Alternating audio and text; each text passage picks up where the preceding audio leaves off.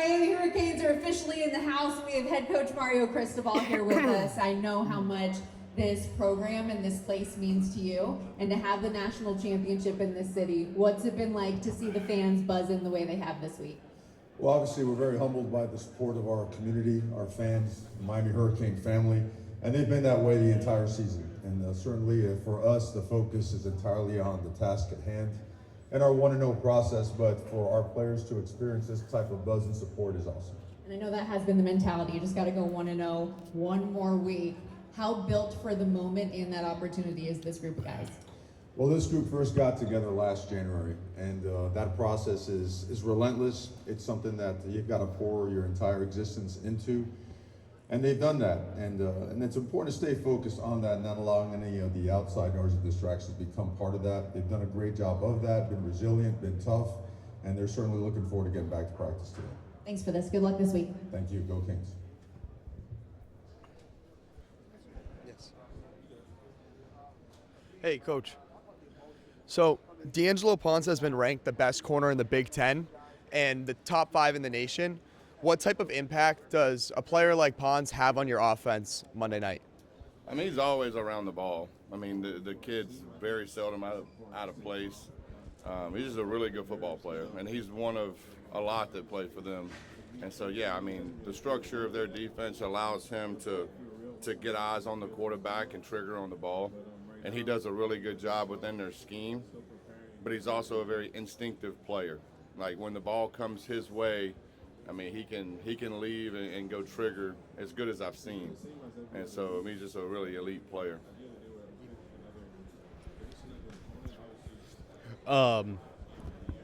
Sorry. Coach, kind of going back to sort of like some points a little bit earlier in this playoff run, especially the Texas A&M game, you know, you guys really leaned heavily on the run there. And you said yourself, you know, it's kind of hard to sort of be patient and trust whenever something's working in a game like that. How do you kind of find the balance between patience and also, you know, obviously looking to change and looking to adapt to whatever the defense is doing, you know, whenever you're in, you know, a winner-take-all game like this? Yeah, I mean, it's an internal struggle at times, you know, because inherently I want to be aggressive, but ultimately I want to win the game. And so I think I have to be in tune to the flow of the game and what's working, and we communicate between drives, between every drive. And you know, we have iPads now, so we watch and try to pinpoint what's working. The flow of the game matters, you know, and what we're, you know, there's different situations and different things that pop up in every game. In that game particularly, it was some tough circumstances in that game that dictated a lot of things. But ultimately, we want to be aggressive, but I call it cautiously aggressive. You know, I mean, we are a team that leans on the run game. We've done it all year. And so it starts with that, but ultimately we have to push the ball down the field at times too. And it's just I just got to go back and forth with when to take those chances. Shannon, when you guys were evaluating transfer quarterbacks last year and decided that Carson was the right fit for you, what concerns, if any, did you have about his health, and how has he kind of bonded with you in such a short time so that symbiosis between play caller and quarterback is there? Yeah, I mean, it was a completely different journey with him because he didn't go through spring. And so we had some concerns at the beginning about the surgery and everything, but we talked to a lot of doctors, and I had Nick Mullins was a quarterback I had years ago, and he had a similar surgery. Brock Purdy had a similar surgery, and they were both worse than Carson's, and the surgery was a different time, and they got back, and both of them felt really confident the next year and felt good. So that there was a lot of conversations that were had to get over the hump of, hey, I'm not a doctor, you know, and I don't pretend to be a doctor. So I had to have some conversations to make us feel good about that. But ultimately, the building of the relationship started at an awkward time because you know, we live in a different time now. You don't recruit a kid for a year and a half, get to know him and his family and all the rest. It's more like an NFL approach now. And so, but our personalities did mesh very well together. He's a very low-key guy. He's very easy to coach because he's very cerebral. He pays attention to what you say. He tries to do. Very coachable kid. So I think that helped through the process.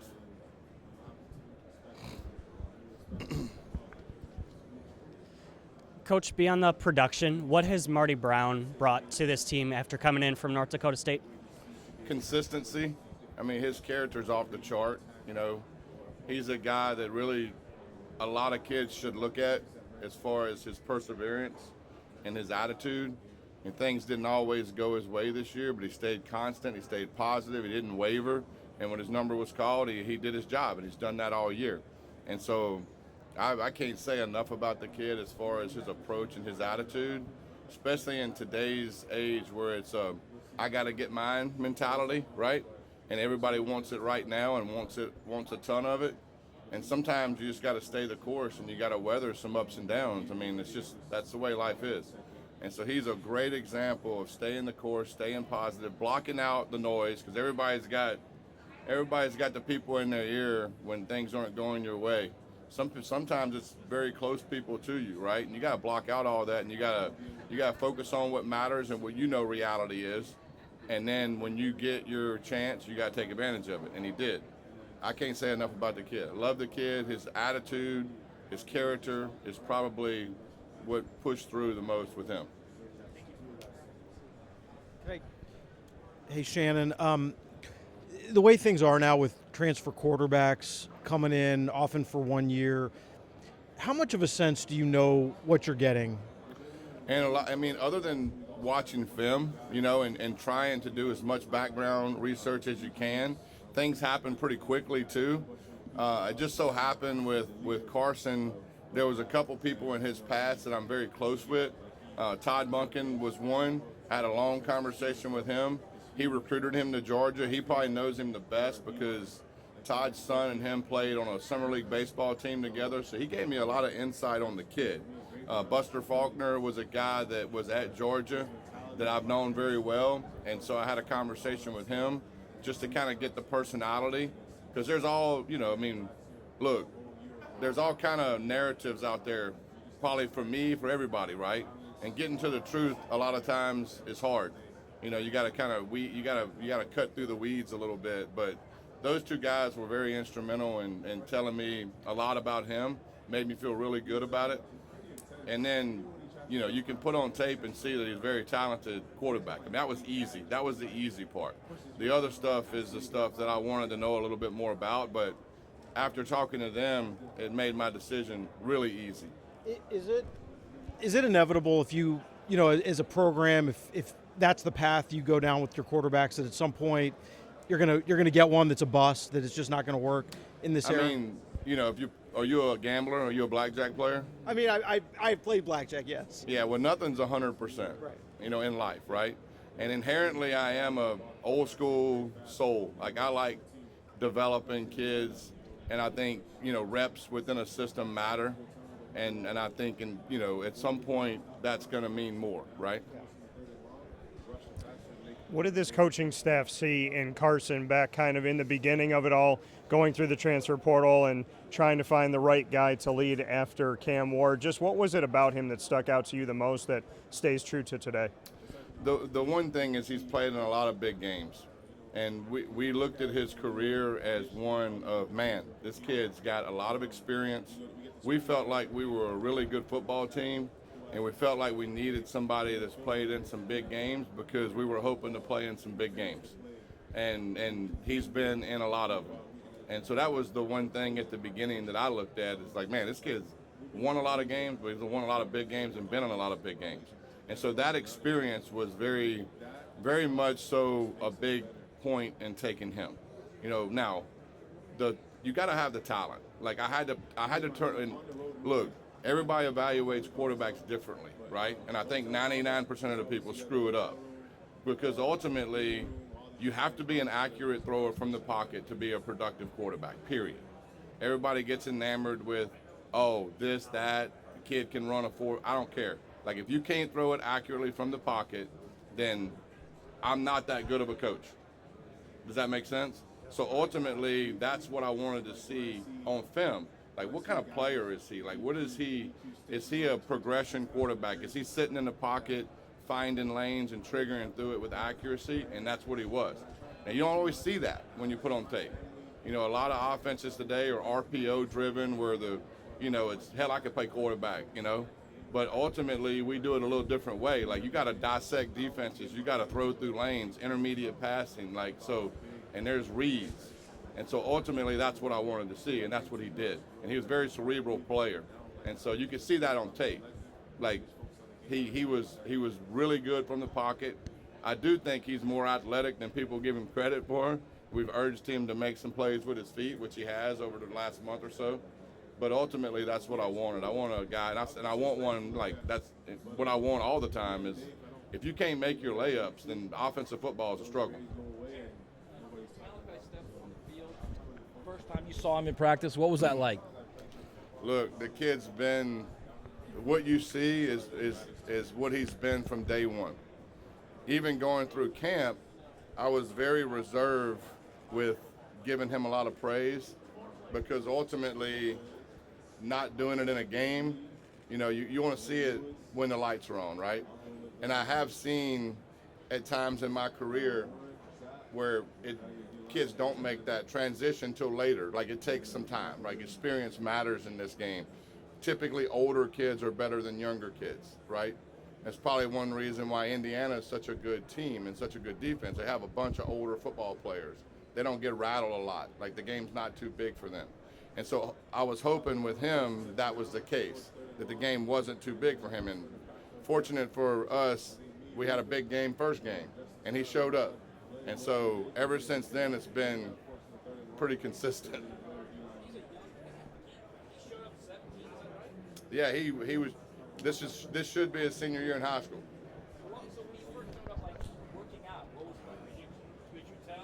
Not until we start. Like, obviously, they're throwing the ball around and stuff. And I have a lot of conversations with the quarterbacks about skill guys and stuff. And, like, obviously his ball skills are really, really elite. But ultimately, when we started playing, right, when we started practicing, he made plays every day. And sometimes they were, like, plays that you scratch your head, And so ultimately, I do not know what makes him him, I think you got to give a lot of credit to our maker, He was just put on this earth to play slot receiver in our offense, and he does a damn good job at it. Shannon, with the pressure that there is to get it right at the quarterback position, if you go into the portal, can you offer a little window into what like the last 2 weeks have been like, trying to get that decision right for next year while also preparing for the biggest game you possibly can? Yeah, with me, I focus on the game. I don't really get involved in that. And so my focus is strictly on the game.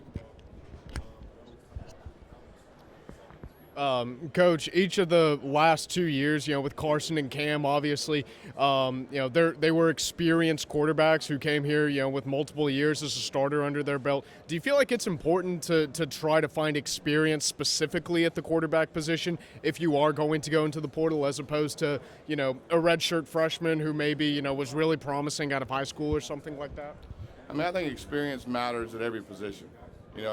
Like I was telling my man over here, older kids typically play better than younger kids. Not always, but like if you're going to roll the dice and play the odds, older kids typically are better than younger kids. Now, I do think we have the best quarterback room in the nation. We have very talented guys in our quarterback room.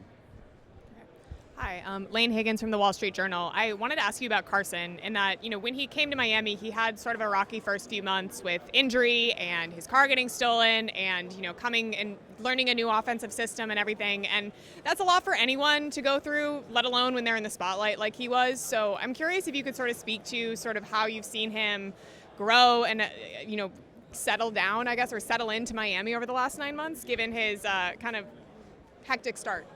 Yeah, there were some things that happened at the beginning, but what that showed me with him is he's a very resilient person. None of that stuff bothered him. He was, look, he's been through a lot in his career, and he handles adversity probably as good as I've seen. Even when we had the hiccups in the regular season, the day after the game, he moved on pretty quickly. And that's the one thing I was hoping with him whenever we did not play our best, and we obviously took a couple losses that was a struggle. He bounced back the next day pretty quick, and I think he handled those situations similar. whenever bad things happen, he just tends to move on, which I think is one of the best characteristics of a good quarterback is the ability to weather the storm, have short-term memory, and not get too high and not get too low and kind of stay right there in the middle. And that's his personality in general. He's a pretty even-keel human being. He doesn't really get too up or too down. And so he gets hard on himself at times. He is very hard on himself, and he's a perfectionist in a lot of ways. I think that's something that, like, everybody struggles with at times, like looking in the mirror and, like, really self-reflecting and being hard on yourself. But ultimately, I think that's a good characteristic, too. It's better to be hard on yourself than, like, point fingers to everybody else, right? And so, but he is a very resilient dude, and he's been through a lot, and that's probably why he weathers things throughout the course of games like he does. He doesn't really get too caught up in the emotions and the highs and lows of the game. Hi, Shannon. Scott Doctorman with The Athletic. I wanted to ask you about Indiana. I wanted to ask about Indiana specifically, and as they're an attacking defense, yet they have, it seems like, great gap integrity. How fundamental is that, and the discipline that they have? How challenging is it to go against a team that seems to have those kind of qualities? Very challenging. We haven't won against them yet, but I go against a similar defense every day. And so they're elite at gap integrity. They really are. Their whole front is, and the way that their D-line and linebackers and safeties match up in the run fit is elite. Like, they're very seldom out of position. I mean, you can watch through the course of the whole year, and they're just very seldom out of position. It's they know, like, they can dissect things as quick as I've seen a defense dissect things. And if you have tails, they're very, very smart. Their football IQ, they're linebacker number 4. I mean, if you give a tail, then he'll be at the point of attack before you are. You know what I mean? Like, they sometimes seems like they know the play that's coming. And a lot of times, offenses get in these rhythms where obviously at this point in the season, we've played 15 games, they've played 15 games. You really are who you are. And you try to create wrinkles and stuff and disguise as much as you can disguise. But ultimately, I know what they're going to do on defense, and they have a pretty damn good idea of what we're going to do on offense, and it's going to be who can execute it better. And so it's very challenging. I mean, they're an extremely well-coached, elite, hard-playing defense, as good as I've seen. And so it's going to be a huge challenge for us, but I'm looking forward to it too. Hey, Coach. Brian London from the Real Ones Canes podcast. They call their defense the illusion defense because what you see before snap may be different from after the ball is snapped.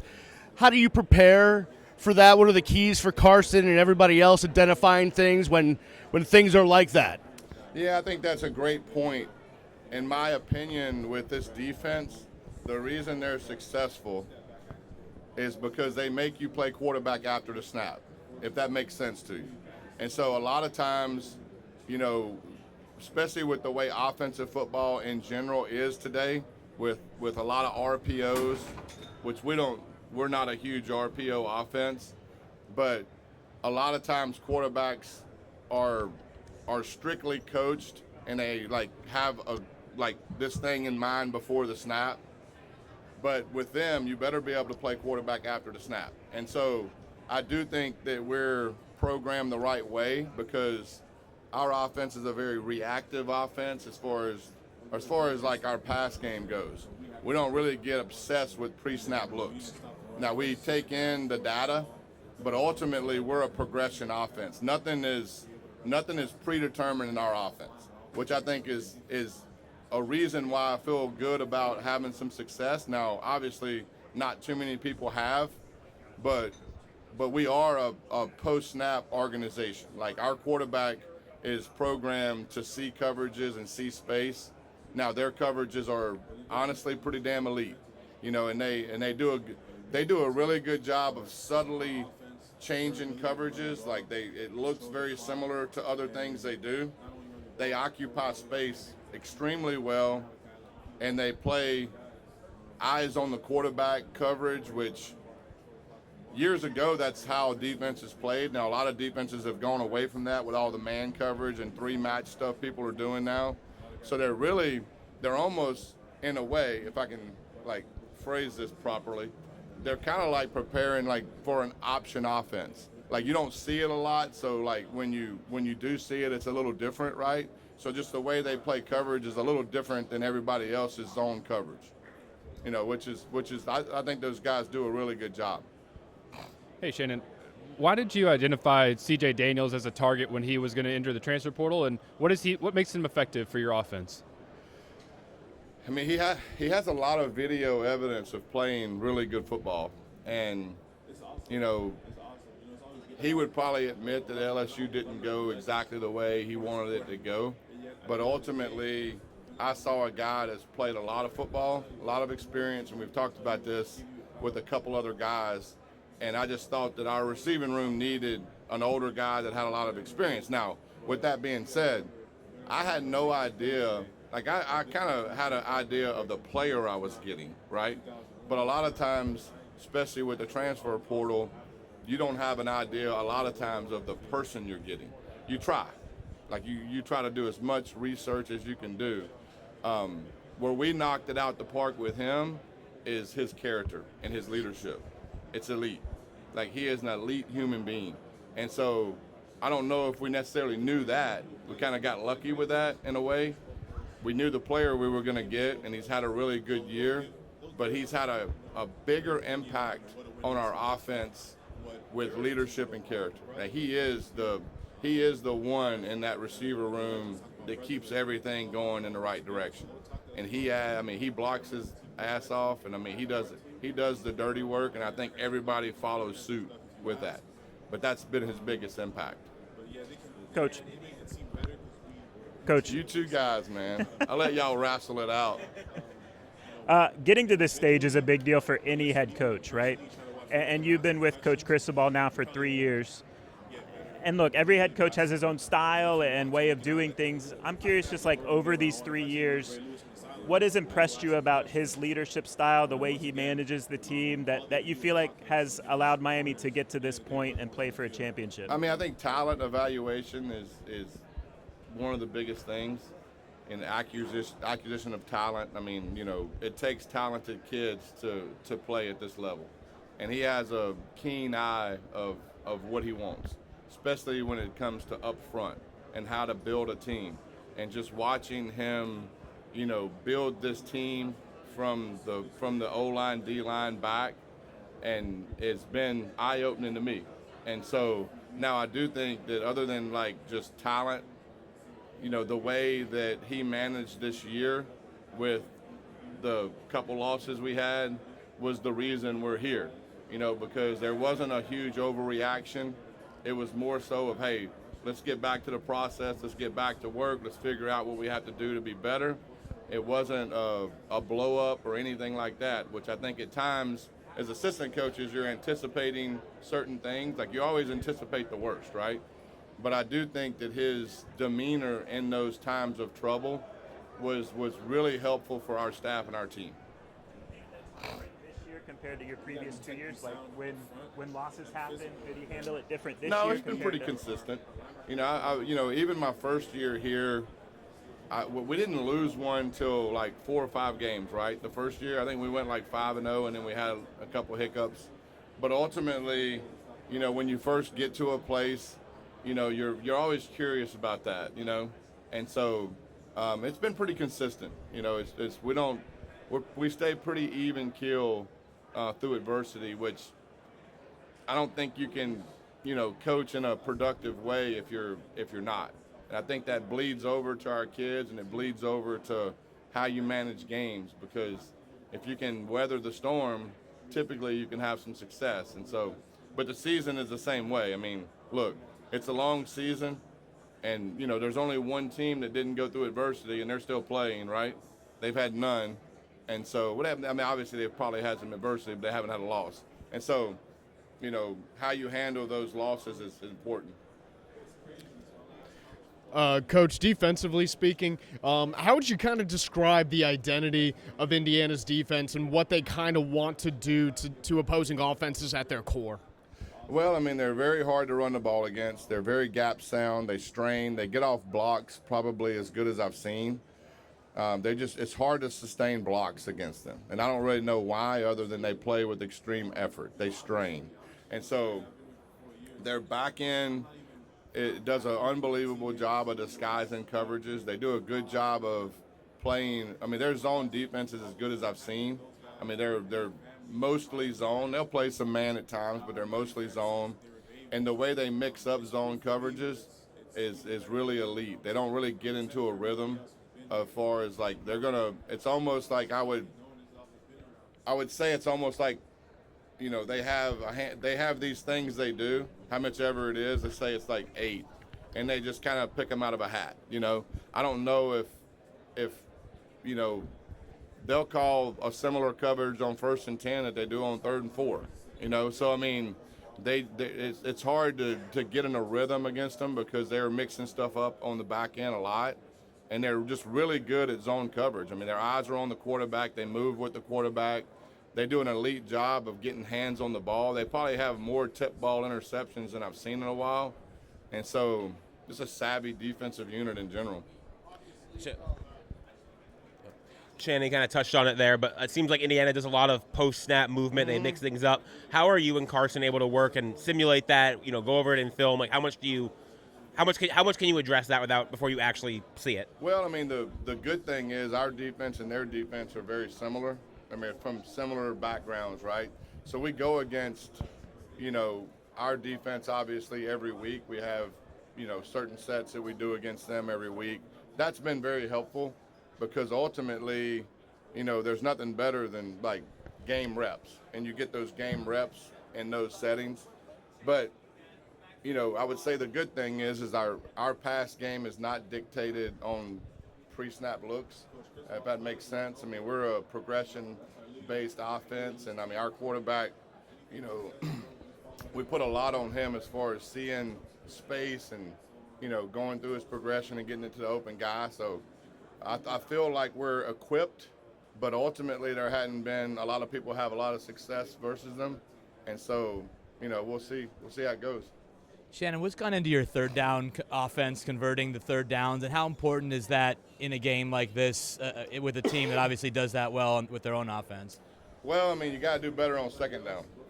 That's a lot of third down, is getting in third down situations where you can actually execute. I mean, there's not a lot of football teams that execute a lot of third and longs on a routine basis.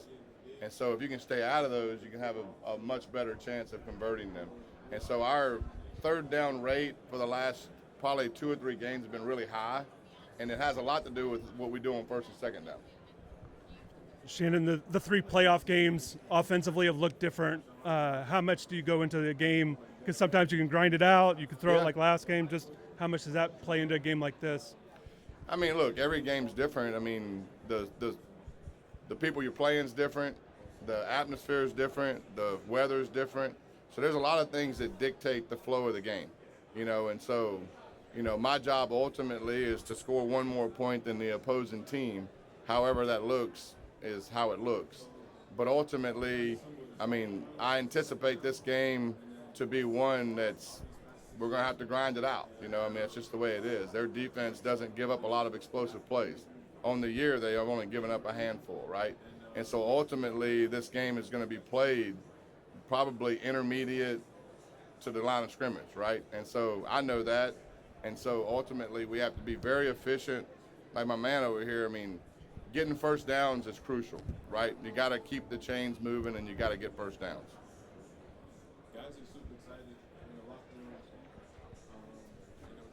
Coach, Mark Fletcher's been great during this college football playoff run. Why do you think that is? Why do you think he's turned it up here in the playoffs?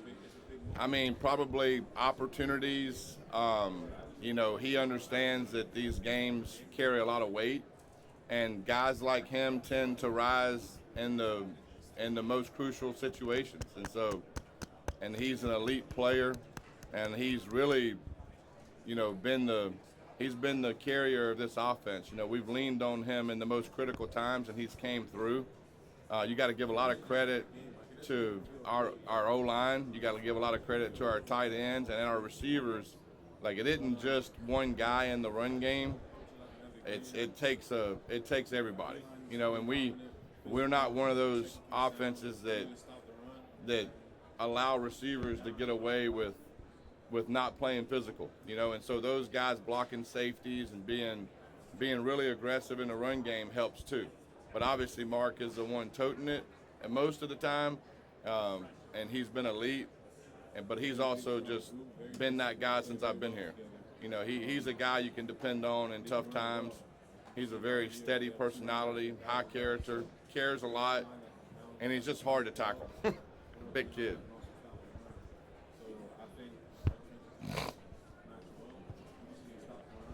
Just curious how much you've talked to Corey about his experience, maybe what to face. Have you talked? Is any discussions this week about that kind of stuff? At length. I've talked to Corey a lot. I talked to Corey a lot in general. But Ladies and gentlemen, please week, stand by as the week Hurricanes rotate podiums. This week I've obviously leaned on him a pretty good bit because of the similarities in defense, and obviously he's worked with those guys, and so, you know, I don't know how much it'll help. We'll see, but, you know, we have had multiple discussions. How much has he helped all season long? How's he helped you all season long? You said you've talked to him throughout. Yeah, I mean, I'll bounce ideas off of him just in general of what defensive. Once again, ladies and gentlemen, please stand by as the Hurricanes rotate podiums. You know, just philosophy stuff. You know, I mean, like, why do they do certain things like they do? I'm more curious than I am anything when I see something that's a little bit different, or if I see people doing something over and over again, then, because I'm not wired like a defensive coach, you know, and so there's a difference between offense and defensive coaches. And so sometimes I'm just more curious in how they see things. You know why offensive and defensive coaches are wired different? Huh? Okay, there's a huge difference. But What do you think the one biggest difference is?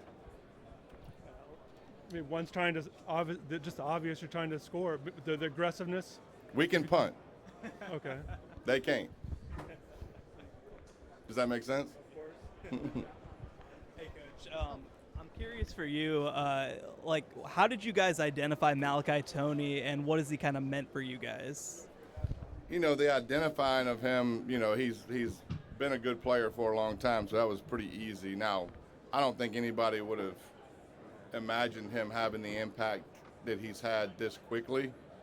You never know that, you know, because you don't know how long kids are going to take to settle in and be who they are. And, you know, you see talent and you hope that you get it right. You don't always get it right. I don't know what percent that is, but ultimately when they get there, the speed of their development's always different. Some people hit the ground running and the game is just the game. And some people, it takes a while, you know. I mean, college is different than high school. They living on their own. There's a lot of things within just everyday life that changes. Sometimes kids have an adjustment period, and so everybody's maturity is a little different. And so I don't think anybody could have foreseen him being what he's been, but I'm sure damn happy that he is. What has impressed you the most about the way Carson Beck has been able to lead this team, specifically in the postseason, and what do you think makes him such a great leader? I mean, a part of that, too, is just overall just been in a lot of big games. You know, I think experience matters when it comes to, like, how a guy approaches things. I mean, there's a certain amount of failure you have to go through to have an understanding of, like, hey, man, you know, embracing it in a way, right? And so I do think that Carson's playing his best football now, and there's a lot of reasons for that. And one of the biggest reasons is, you know, whether people want to admit it or not, I mean, you know, you go into a new system. You know, I'm different than the guys that coached him in the past. I program quarterbacks different than he's been programmed. And we didn't have a spring football period to kind of iron out a lot of things. And so as the season went, we got very fortunate that he's a good enough player that we kind of hit the ground running, right? We didn't have a lot of hiccups at the beginning. But when we did have hiccups, he handled them in a very professional way. He was very positive the next day. He bounced back very quick. He's an extremely coachable kid. Like, he listens. He's easy to coach in the sense of, like, he's very, very smart. He's a very, like, his football IQ is off the chart. And there's not a lot of things he doesn't understand. His immediate feedback is as quick as I've had, probably. I mean, he dissects things and sees it, and he's pretty accurate when he comes off the sideline. And so, but ultimately, he's playing his best ball now, probably because it's like he's had more reps, you know? Coach, the Indiana team forces a lot of turnovers. Do they? They have the highest turnover margin in the country. I didn't see that. No.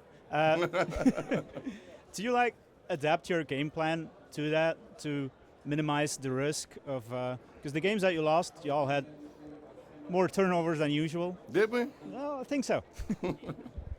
We try to protect the ball, and ultimately, in the games that we lost, you're correct. You know, we were a little careless with the ball at times. I do think that there was some, they made good plays at times too. A lot of that stuff you really can't control, but their defense does cause a lot of turnovers and a lot of tip balls. I think it has a lot to do with just the way they play zone coverage. They get the eyes on the quarterback, they trigger on balls quickly, and they just get balls popped out, you know, and they're always occupying the space. So it seems like there's always a guy there to get it, right? And so, yes, there's no adjustment to the game plan, but I have stressed the fact that if we turn the ball over, we will probably get beat.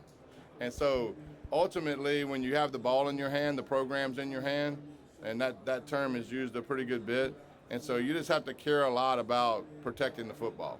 Now, we do a lot of ball security drills, but as far as like changing the game plan because they get a lot of turnovers, I mean, that doesn't really exist other than just take care of the damn ball, you know?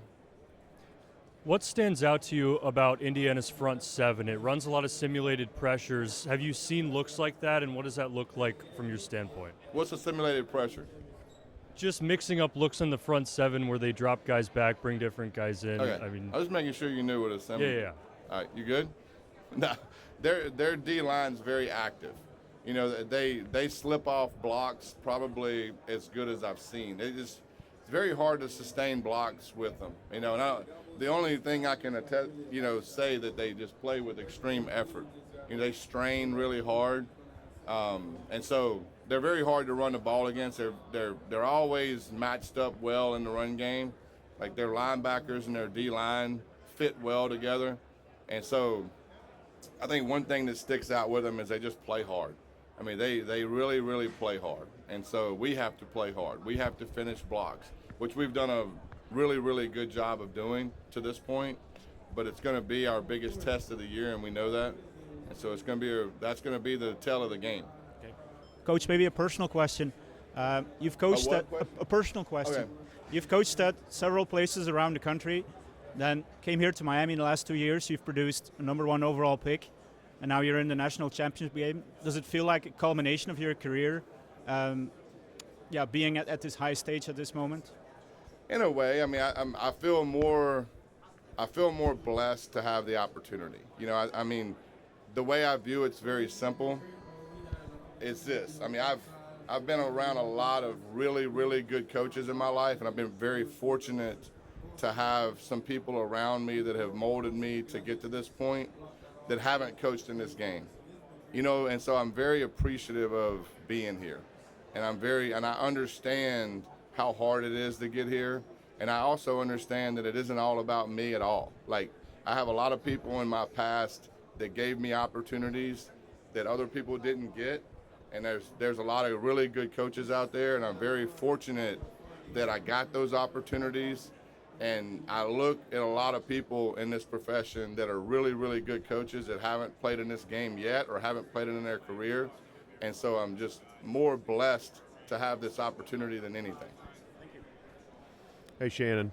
Wanted to ask you about Malachi. And, you know, I get from what I hear, he was a legend from the time he was like 10 years old coming up. So just kind of how important it was to get him, keep him home here, and then how excited you've been to plug him in and find ways to use him. Man, the excitement of using him is I can't even put into words. I mean, what you see with him right here, I mean, he's that person every single day. He pops in my office every day, smile on his face, glowing, and I, you know, I think a lot of his success is because he's the same person every day. I mean, he lifts people in a room up, and he just has that look. Some people just have that charisma about him, right? And he does. Now, the ability, I mean, look, we can all sit and talk about the why, but ultimately, you know, he's blessed, right? He has this ability that God has given him, and he's doing a lot with it.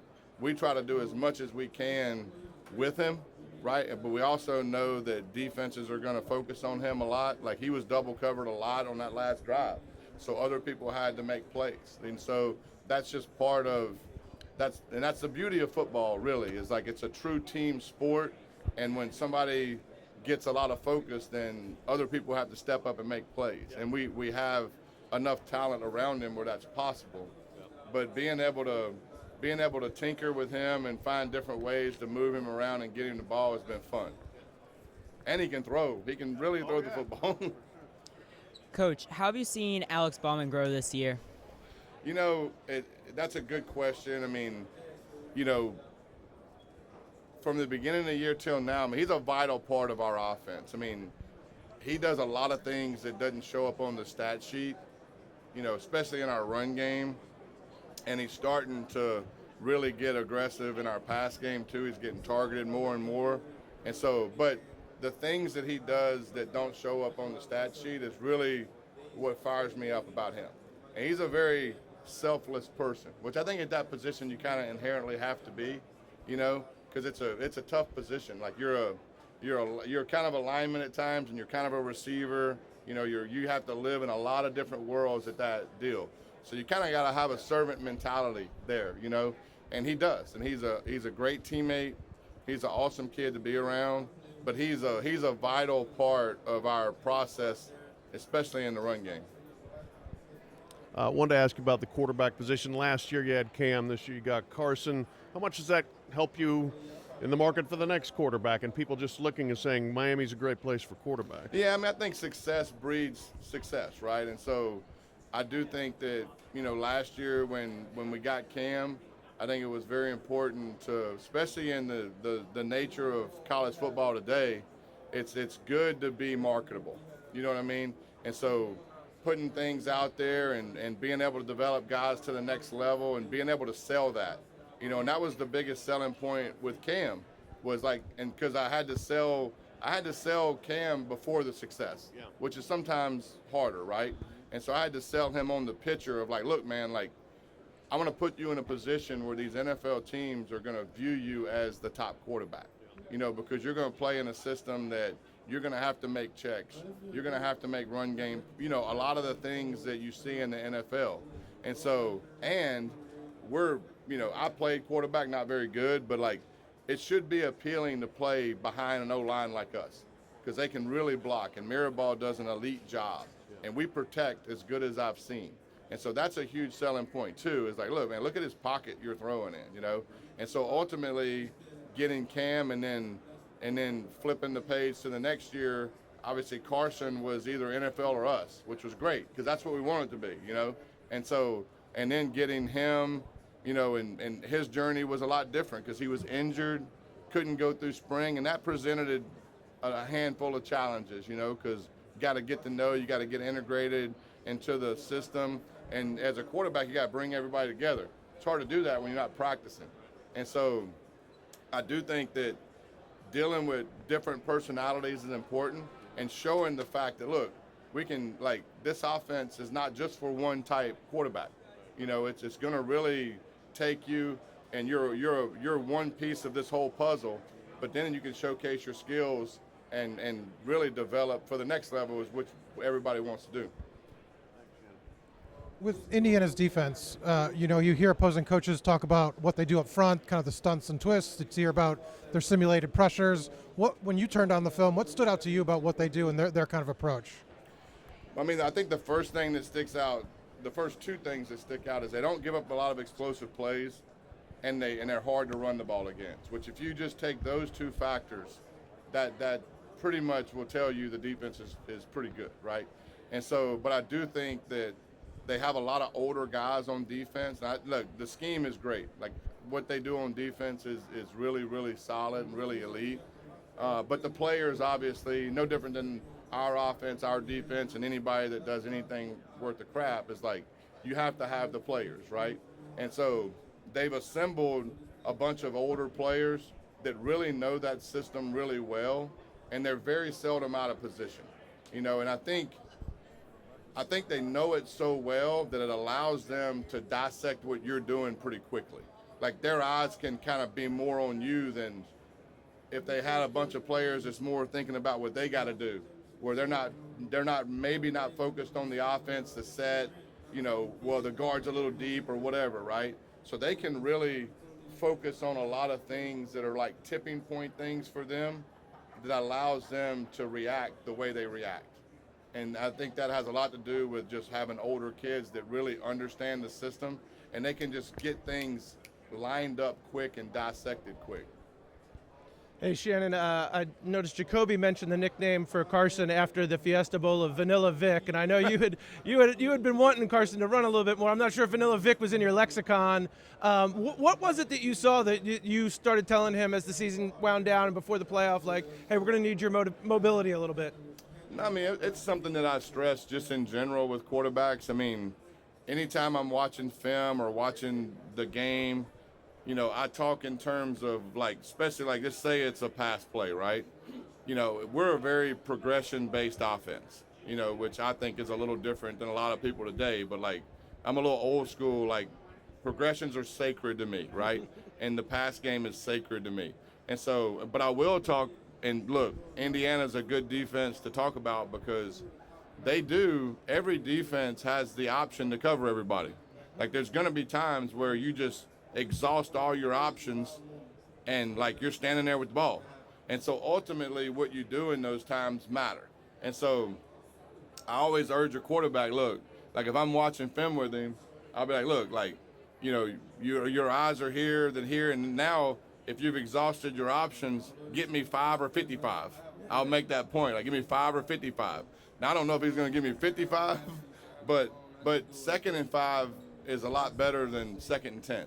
And so I've urged him to get those dirty yards. Even if it's 2 or 3, that makes the next call a little bit different. And so he's been very aggressive over the last month and a half, probably, in those situations, which has allowed us to stay in rhythm on offense and on time. And those plays, even though it might show up as like 6 runs for 17 yards or whatever it is, those 17 yards are critical. Jacoby said that he had heard one of the offensive coaches used Vanilla Vic as the nickname. Is that something that you guys had said before, or did that spur the moment? That's the first I've heard it, but I'm not saying, like, it probably could have got said through the course of the year. There's a lot of things that get thrown out in practices, but when he said it, was the first time I heard it. I think that's a great nickname. It's catchy. Thanks, Shannon. Yep. Shannon, listening to Francis talk about the respect he has for Aiden Fischer and what Fischer does on that defense communication-wise, understanding things, predicting things. He said he was talking to some of his friends at Oregon just about the way Fischer really disrupted what they do. Can you kind of discuss a little bit the chess match there? Yeah, I mean, I agree with Frank. I mean, look, he's in tune to everything you're doing. I mean, he's a really elite player. He's a very, very, very, within their scheme, I don't think that there's any. I mean, he's a coach on the field. I mean, he dissects things extremely quickly, and he will, if you have tails, I mean, he'll be calling that out before the snap. And so I do think that that's just a good sign of a good player, a guy that's in tune to everything. But his calls and his stuff that he has to do is so ingrained and so quickly perceived that he can focus a lot on what you're doing, and you're not going to trick him. He's not going to get tricked a lot. And so we have to do a lot of things to keep him a little bit off balance. You know what I mean? Because if you allow him to sit there and dissect, it can make your life hard. We're going to try to do some things that obviously, that cause a little confusion on their side. and we'll see how successful it is. Hey, Shannon, I wanted to ask about Malachi and what are the biggest strides you've seen him make over the course of the season? Say that again. What are the biggest strides you've seen Malachi make over the course of the biggest strides? I mean, it's probably been more so of us finding just different ways to use him. You know, I think it was, especially at the beginning of the year, he should be in high school still, right? So, you know, you hope at the beginning of the year, you hope that what you see in practice happens in games, right? And when that happens and you see like, hey, this guy's capacity is really high, right? His football IQ is really high. His ability to do a lot of things is really high. I was probably a little too careful at the beginning of not overloading him because I wanted he's young. And so you're typically with young guys, look, just like, let's do what you do and let's get good at it. But as time went, I had to start just finding ways to put his skills on display. Like he can really, he can throw the football. He can do a lot of different things. And so as the year went, it was more so of me just kind of adding on to his part and just seeing how much he could handle. And ultimately, I don't know if there's much that he can't handle. You know, I mean, his capacity is just really high. I mean, he's the type of guy that, you know, you can see a route. Like, for instance, we watch a lot of games, right? NFL, college. I mean, look, I have a lot of people that work, and we're very in tune to things that are going on around the nation. And so if somebody does something that's like, oh, that's pretty neat, and that might fit something he can do, then you show him one time and you go do it at practice, and it's like exactly what the guy did. I mean, his body control and his ability to understand spatial awareness and like how defenders match him and just all that stuff is at a different level with him. If I could follow up, because you mentioned adversity, the fumble against Texas A&M. With a guy that young, do you worry mentally what that could do, and what did it show you, you know, that he kind of used that as fuel, I guess? It didn't worry me with him because I'm around him every day, and so I know his character. I know how even he is as a person. Now, look, everybody gets affected by negative stuff, right? And one of the biggest reasons I didn't have too much worry about it is because I knew guys like Mark Fletcher, and I knew guys like Coop, and I knew guys like Carson would go pick him up. And we have an elite group of guys that care about each other, and when things like that happen, I don't have to do a whole lot. You know, ultimately I just walk by you and say, look, move on. It's no different than if Carson makes a mistake. I'm like, look, next play. You know, and ultimately we say next play a lot because look, bad stuff's going to happen. Like, you play this game long enough, you know, something bad's going to happen. And so, you know, the really good ones have the capacity to have extremely short-term memory, and he does. Like, did it affect him in the moment? Yeah, but he snapped over it pretty quick, and then when his opportunity came in the next drive, he won the game for us. Coach, you have been encouraging Carson to run a bit more whenever he sees an opening. What was your reaction seeing him run for that game-winning touchdown at the semifinals? I was as excited as all the fans were, you know, and so, you know, that play was we had a timeout left, and so I was going to throw it that play, and then if it was incomplete, I was going to run it because we had a timeout. So I just wanted to take care of the football, really. I wanted to be aggressive there. I felt really good about the play we was running. They did not run the defense I thought they were going to run, and so it ended up being man coverage, and so they covered him on the option route, and so there was just a huge you see that opened up, and a lot of it had to do with their man coverage because everybody was tracking across the field, and so yeah, whenever he saw it and took it, I don't know if I was relieved or happy or whatever you'd say, but it was good to see. Shannon, what's up, man? Pete What's up, brother? Nakos. How are you, bud? How much has Mario been able to blend together the portal and high school recruiting to put this roster together? Yeah, I mean, I think that's probably one of his best qualities is understanding that high school recruiting still matters and that's still your base, and sprinkling in transfers at the right positions.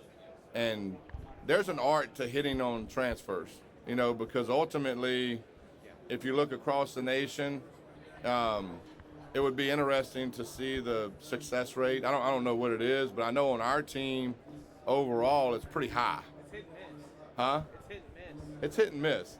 But if you look at the ones like this year particularly that we brought in, they've all had a pretty enormous impact on both sides of the ball. And so he does have the ability to see talent and see exactly what we need and be able to blend that with, I mean, high school recruiting, which obviously matters the most, and sprinkling in transfers when you need it. You can't abandon high school recruiting. You know, I think that's where a mistake a lot of people make. Coach, I want to ask you about Indiana's defensive backs. What makes them such a talented and productive group for Indiana's defense? Yeah, I mean, that's a good question. The scheme they play, they're really good at what they do. They're older. They play with eyes on the quarterback. You know, they're always in the right spot. They mix up stuff and disguise it very well, and they track the football, you know, at a high level, at a very high level. And part of it is their scheme, and they're older, and you know, they're just never out of position. You know, and they have a lot of tip balls that end up being interceptions. You know what I mean? A lot of it has to do with the coverages they run, but they are, you know, they trigger on the ball well. And so we have to be elite with our eyes. Like, the eyes are very telling in this game, probably more so with this defense than any defense I've seen in a long time. You know, I would kind of say that their defense is kind of an old school defense. I used to see those kind of coverages years ago. You know, it's kind of how people played zone coverage. But now, man and this three match and all this stuff has kind of populated the college space. They've kind of went back in time, and like, they have zone drop eyes on the quarterback. And I think that's why a lot of people struggle with them, you know, because you don't see that a lot these days. And they do a really good job of mixing up the coverages, and they don't really get in too big of a rhythm of like being in one all the time or a couple times in a row or in the same situation. And so you really have to focus on what you're doing and not try to get consumed with, oh, like, you know, what coverage are they going to be in? Well, hell, I don't know what coverage they're going to be in, you know? I mean, so you have to have your eyes on your reads, and you have to do a great job of seeing space and taking advantage of space. Zone this well in the college football space. Other than going against our defense, a long time, you know, because our defense is very similar to theirs. But no, it's look, studying these guys and taking a deep dive has been refreshing in a way, you know, because I appreciate the way they play defense, and I appreciate the way they play zone defense. And you know, the level in which they play, the strain in which they play with, is something to behold. You know, I mean, there's a reason why they're really good right now, and so it's going to be a great challenge, and I'm looking forward to it. Yep.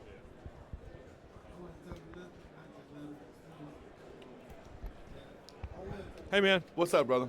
So, my dad used to be president of Wingate University. He wanted me to ask you what your 1 year at Wingate taught you about life and football. Look, there's things about, like, first of all, when I got there, I said Wingate. Oh, yeah. And I was quickly corrected to Wingate. And so, I mean, look, God knew what he was doing when he opened that door for me, because I grew up in a small town. Not a lot of people leave.